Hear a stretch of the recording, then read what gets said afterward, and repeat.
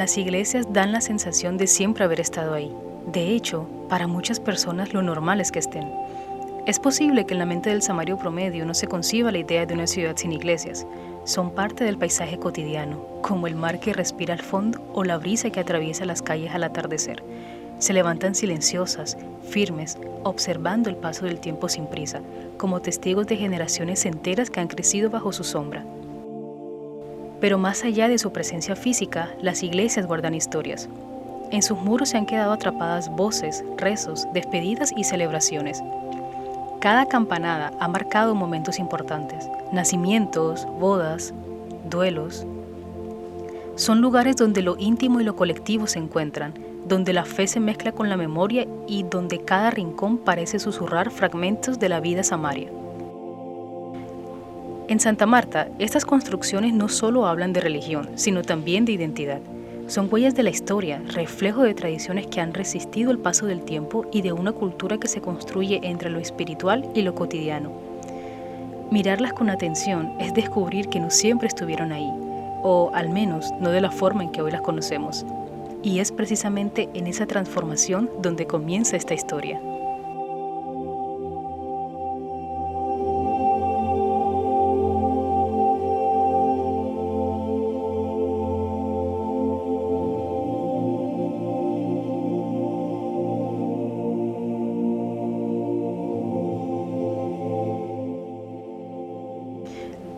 Taganga.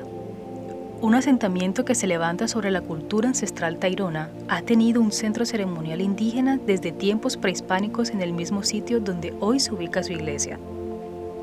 La capilla actual fue construida originalmente por los padres capuchinos, dedicándose a San Francisco de Asís, lo que le dio al poblado el nombre colonial de San Francisco de Taganga durante el siglo XVIII. Existe un comentario local que sugiere que esta capilla fue construida incluso antes que la Catedral de Santa Marta, sirviendo como núcleo de catequización para las tribus pescadoras Caxingui y Peibuni. Sí, vengo a la iglesia de Taganga. Sí. La iglesia me gusta su entrada y sus predicaciones. Cuando están alabando a Dios, me siento feliz en la iglesia de Taganga. Sí. Es lindo porque es la iglesia de nuestro pueblo, de aquí de Taganga. Sí, aunque hay varias religiones acá, como el evangelio, pero yo soy católica. La historia física del templo registra un evento crítico el 22 de mayo de 1834, cuando un violento terremoto destruyó parcialmente la edificación. El corregidor de la época movilizó a los pobladores para repararla, concluyendo los trabajos en septiembre del mismo año. Otras reconstrucciones importantes se llevaron a cabo en 1932 y 1994. El templo de Taganga, con su arquitectura de influencia republicana, fue declarado Monumento Nacional en 1994, consolidándose como el corazón de la identidad de este corregimiento de pescadores. Y la verdad que me enorgullece estar acá, porque yo siempre que voy a todo pueblo busco un templo de esto, una iglesia, cualquier cosa, y que así puede ser lo más humilde que sea, es un patrimonio para este pueblo.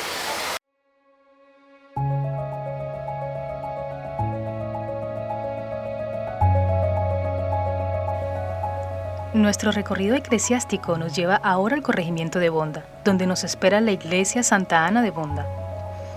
La historia de la iglesia de Bonda está ligada al aguerrido pueblo de los bondiguas, quienes ofrecieron una feroz resistencia a la conquista.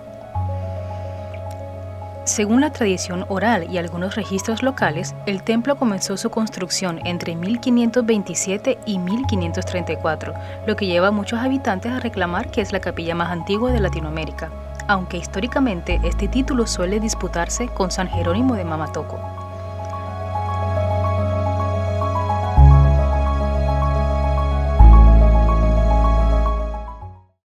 La iglesia más antigua de Sudamérica es la iglesia Santa Ana de Bonda, debido a la llegada de los españoles en épocas de la colonia.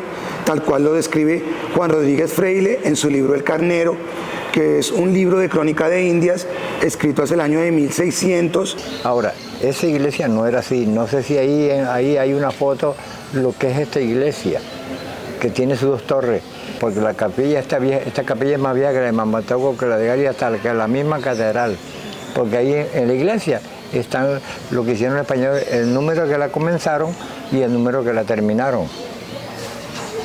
De ahí no sigo más nada, porque todo esto para acá, de esta parte de atrás, esto va a ser un caserío muy bonito, y todo el mundo tenía sus casas, cosas muy lindas, muy lindas.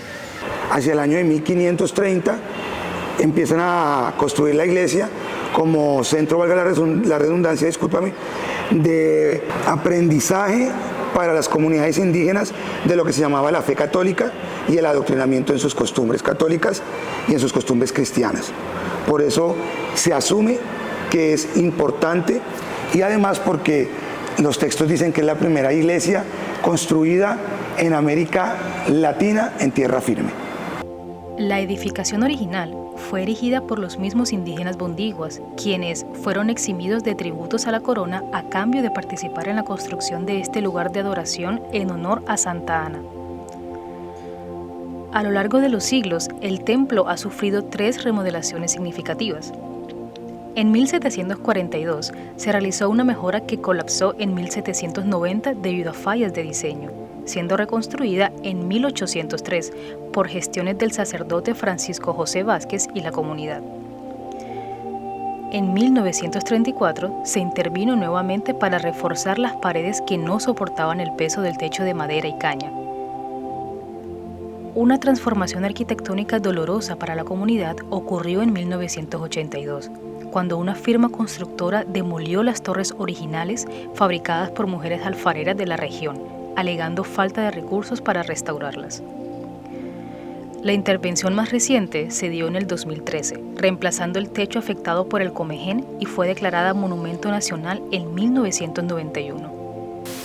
Ahora, para enmarcarnos directamente en qué es el estilo colonial, nos estamos refiriendo a la época en que España conquistó o descubrió América. Entonces, se refiere básicamente al periodo de la conquista, donde los españoles que vinieron crearon acá construcciones al estilo de donde vivían, pero con los elementos que encontraron en el área. O sea, el adobe, el bareque y las tejas de barro. De esa manera es que podemos enmarcar el estilo de las iglesias.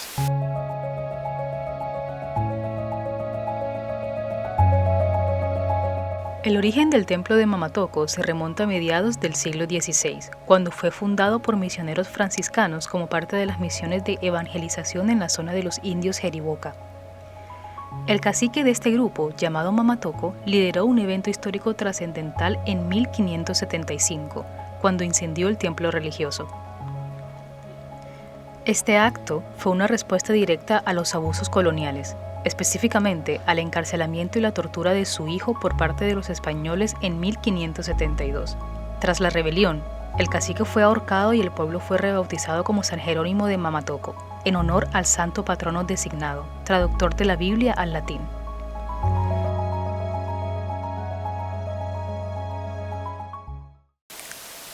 Primero tenemos que decir que las iglesias las acomodaron o las construyeron según el entorno. Se dice que la iglesia de Taganga es una iglesia entre el mar y la sierra. Está enmarcada de frente al mar, en una especie de vigilando, o sea, vigilando el pueblo y protegiéndolo. De esa manera lo enmarcaron. Y en la zona de Bonda, esa iglesia fue construida después que se quemó la primera catedral en Santa Marta.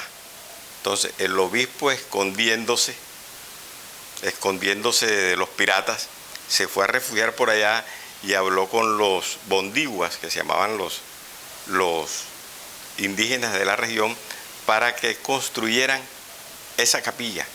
Porque la religión se afianza hasta que hay colonia. La conquista solo es cuando ellos llegan descubren lo que había, miran los indígenas, ponen como unas pautas para acentuarse ellos mismos y asentarse ellos mismos dentro del territorio. Ya cuando ellos comienzan a colonizar, es que sí se fija un proceso de evangelización y de impartimiento de doctrinas con la fijación y construcción de las iglesias en los asentamientos indígenas de Santa Marta, que eran Bonda, Taganga, Mamatoco, Gaira y Minca. Son referentes de cultura, son referentes de tradición, son referentes de comunidad y son referentes de patrimonio. La estructura actual de la iglesia es el resultado de varias transformaciones, habiéndose finalizado la edificación que hoy conocemos en el año de 1785. A lo largo del tiempo, el templo ha servido como testigo de la transición de Mamatoco de ser un asentamiento indígena y centro ceremonial de la tribu Matuna a un barrio residencial integrado a Santa Marta en 1979. Eventos relevantes como la visita del libertador Simón Bolívar, quien recibió los viáticos de la Quinta de San Pedro Alejandrino por parte del cura de Mamatoco, Hermenigueldo Barranco, refuerzan su carga histórica. En reconocimiento a su valor, fue declarada Monumento Nacional en 1992. Considero que más que un cúmulo de materiales, de pintura, de arquitectura, estas iglesias recogen la historia y la fe de toda una ciudad, toda una cultura, la cultura samaria. Por eso es que considero que más que lo físico, lo que guardan estas iglesias, estos sitios, es que tienen esa fe guardada de todas esas generaciones que pasaron, que vivieron todo ese trasegar de la fe durante toda la historia. Entonces considero que son templos que tienen mucha riqueza, pero una riqueza que más que física, que también la tienen, es muy, muy, muy espiritual. Porque todos los pueblos se originaron alrededor de los templos, ¿no? De las iglesias, y a partir de allí los pueblos crecieron hacia atrás, porque ya a la orilla del río ya no había espacio más para construcción. Entonces es muy importante entender que en las raíces más profundas de todo pueblo siempre hay raíces cristianas, ¿verdad? Y en esa raíz encontramos que la iglesia siempre ha tenido la tarea de unificar, siempre la iglesia ha sido mediadora entre los pueblos, la iglesia siempre ha buscado la paz, la reconciliación, porque es la tarea intrínseca de la evangelización, que busca hacer que todos seamos hermanos, porque lo decía el Papa Francisco, en la iglesia cabemos todos, ¿verdad? Todos. Eso significa que la iglesia abraza con esos brazos de madre a todo hijo, incluso a aquel que no pertenece a la iglesia católica, ¿no? Entonces la iglesia siempre, esa es su tarea intrínseca, porque toda evangelización lleva, ¿verdad? Por eso, ¿cómo puede alcanzar esa meta? Evangelizando, anunciando el evangelio, porque el evangelio siempre es humanizador. El evangelio humaniza todas las culturas y no hay una acción más humanizadora que el perdón y la reconciliación entre todos los pueblos. Bueno, para mí me ha impactado mucho que cuando he entrado a este templo en particular, el de Mamatoco, pues me impacta mucho su arquitectura, su pintura, el nivel de detalle, saber que esa arquitectura que tiene ese templo no la tiene otro por el tema de su antigüedad, de sus años, y que cada detalle, cada realidad que uno logra percibir en aquel templo, en ese templo, nos habla de algo en particular. Las iglesias junto con los monumentos en el territorio han visto pasar constantemente multiplicidad de cambios sin decirnos absolutamente nada, pero que están ahí presentes para recordarnos constantemente que sin ellos no se puede conocer al territorio. Dios jamás ha fallado en su mensaje de amor al prójimo. Cada uno de los testimonios brindados por diferentes rostros samarios han demostrado su paso por el camino de la convicción de fe, siendo hoy en día sus respectivas iglesias incluso promotoras de actividades de bienestar social en sus comunidades.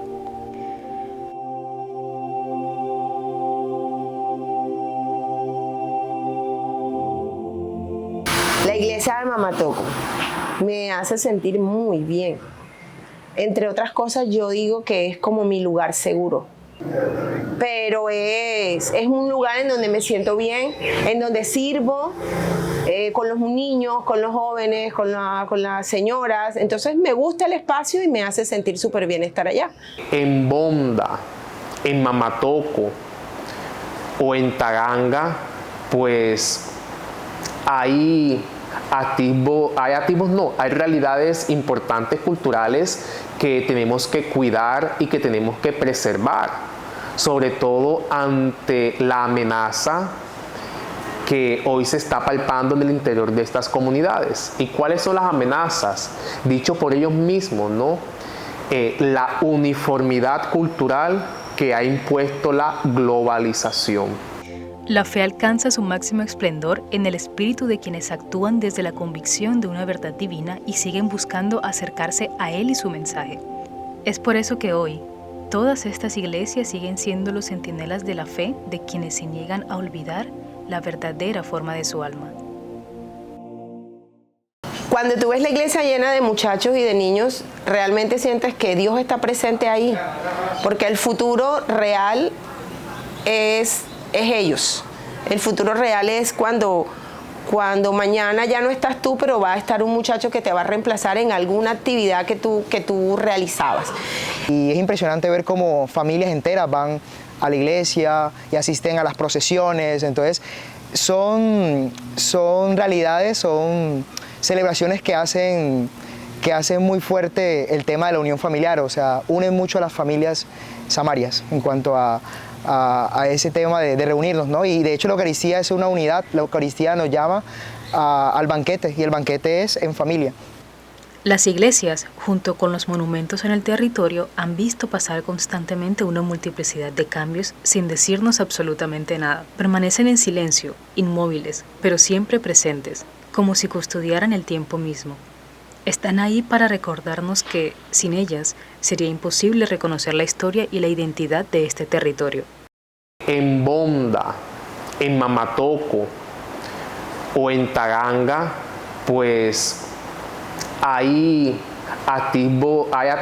realidades importantes culturales que tenemos que cuidar y que tenemos que preservar, sobre todo ante la amenaza que hoy se está palpando en el interior de estas comunidades. ¿Y cuáles son las amenazas? Dicho por ellos mismos, ¿no? La uniformidad cultural que ha impuesto la globalización.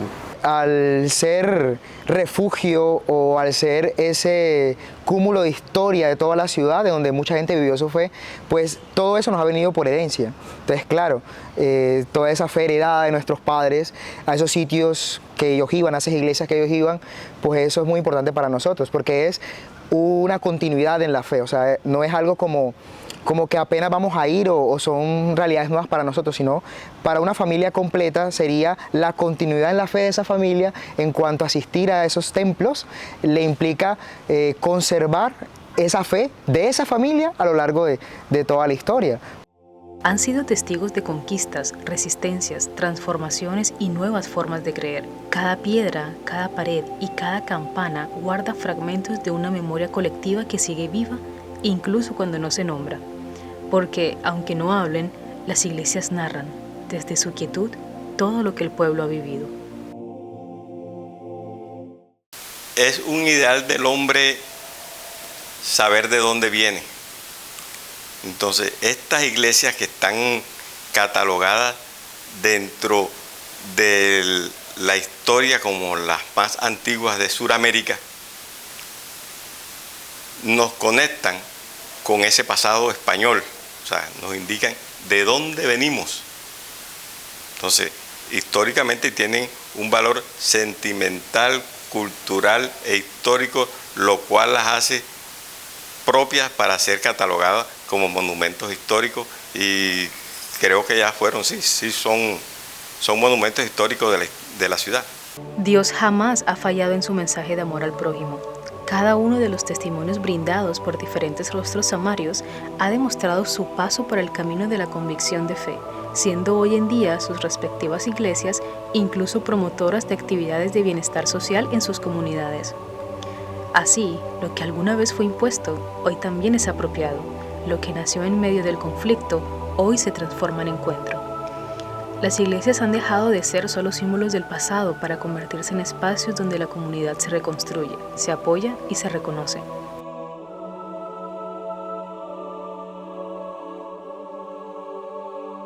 Y de ahí es donde vamos a luchar, y en el nombre de Dios y la Virgen, que las iglesias estén repletas de pelados para que sean el futuro real de la iglesia. La fe alcanza su máximo esplendor no en las estructuras, sino en el espíritu de quienes actúan desde la convicción de una verdad divina y siguen buscando acercarse a Dios en su mensaje, en aquellos que, pese a la historia, deciden creer, perdonar y seguir adelante. Es por eso que hoy, todas estas iglesias siguen siendo los centinelas de la fe de quienes se niegan a olvidar la verdadera forma de su alma y que, en medio del paso del tiempo, continúan encontrando en ellas un lugar para recordar quiénes son.